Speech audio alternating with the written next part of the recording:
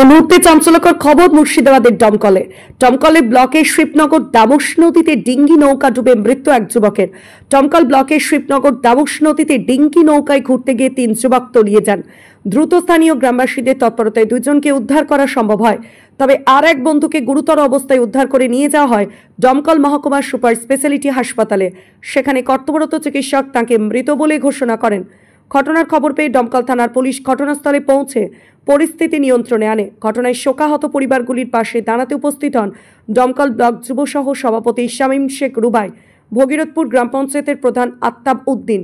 অন্যদিকে মৃত্যু যুবকের পরিবারের পাশে দাঁড়াতে হসপিটালে ছুটে যান দমকল ব্লক সভাপতি, জেলা পরিষদ সদস্য হাজিকুল ইসলাম।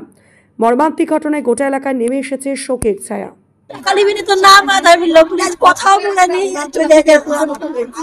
রোজ কথা বলে পরে কত আজ আমাকে কিছু বলে উঠে। আজ শুক্রবার স্কুল যাও না, তাই বলবো তুমি তাদের স্কুলে যাও না, শুক্রবার নামাজ পড়তে যাও। আজ আমি নামাজ পড়তে যাবো না, আমি স্কুলে যাই। তাই আমি স্কুল থেকে নামাজ পড়তে আসবো, তাই বলে যে সেলফেন পড়ে গেল। তাই খবর শুনলেন যে আপনার ছেলে হবে, তখন শুনলেন যে কতক্ষণ পর পাওয়া গিয়েছে? হয়ে যাবে। ছেলে আব্দুল হালিম কেনে পড়ছে কোন স্কুলে? শিবনগর হাই স্কুলে।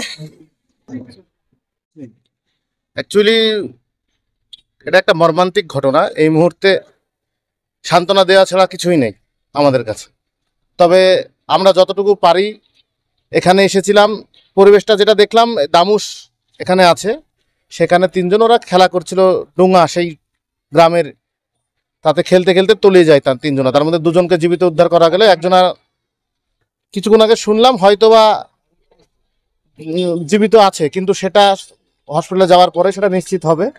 তো আমরা দেখি, আমি ইতিমধ্যে হসপিটাল সুপারকে বলেছি যেন ঠিকঠাকভাবে পরিষেবা পাওয়া যায়। আমি এবং আমাদের টিম সবসময় মমতা ব্যানার্জি, অভিষেক ব্যানার্জির নির্দেশে পাশে আছি। আমরা যেটা বুঝতে পারলাম, স্কুলে যাওয়ার নাম করে ছেলেটা গিয়েছিল, আরও 3 জন ওই স্কুল পাড়ারই, ওটা আমাদের দিয়ার পাড়া বলছে, ওখানকার আরও 2 জন বন্ধু ছিল। বন্যের সময় এখন ইয়াং ছেলে হয়তো একটু খেলতে বেরিয়েছিল, শুনলাম যে ডোঙায় ছিল। যেভাবেই হোক 2 জনকে উদ্ধার করা গেছে। একজন তো এ নিয়ে তো গোটা গ্রামের মানুষই মর্মাহত। এর আগেও কিন্তু শিয়ালমারির নদীতে ডোমকলে এক যুবক, এক কিশোর এবং এক বৃদ্ধের মৃত্যু হয়েছে। তো এই বিষয় নিয়ে গ্রামের মানুষকে আর বাকি যুবকদের বা কিশোরদের কি সচেতন করবে? এটা আমাদের মতো মানুষের, গ্রামের যারা এই বাচ্চা কাচ্চা আছে বা পরিবার সূত্রে একটু আমাদের তাদেরকে বোঝানো দরকার। আগে যেমন কি আমরা নদীর দেশেরই মানুষ, আমরা সাঁতার জানি, কিন্তু বর্তমান সময়ে এমনই একটা পরিবেশ তৈরি হয়েছে, আমরা ছেলে মেয়েদেরকে নদীতে গিয়ে যে একটু আমরা সাঁতার টাতারগুলো শেখাবো, সেই সব সুযোগটা আমরা পাচ্ছি না। আমরা এখন ওই কিনা তো আমরা প্রফেশনাল একটা শিক্ষার দিকে যাচ্ছি, কিংবা আমরা ওই কর্মসূত্রে বাইরে যাচ্ছি, এরকম একটা মানসিকতার মধ্যে পড়ে গেছে। আমাদের এখন যারা আমরা সমাজের সঙ্গে যুক্ত আছি, তাদের উচিত একটু মানুষকে বোঝানো, যাতে আমরা যেহেতু নদীর দেশের মানুষ, অন্তত সাঁতারটা যেন তারা শিখতে পারে। আমার নাম মাফিকুল বিশ্বাস। নামটা কি? হালিম। ওর বাবার নাম কেতাব মন্ডল।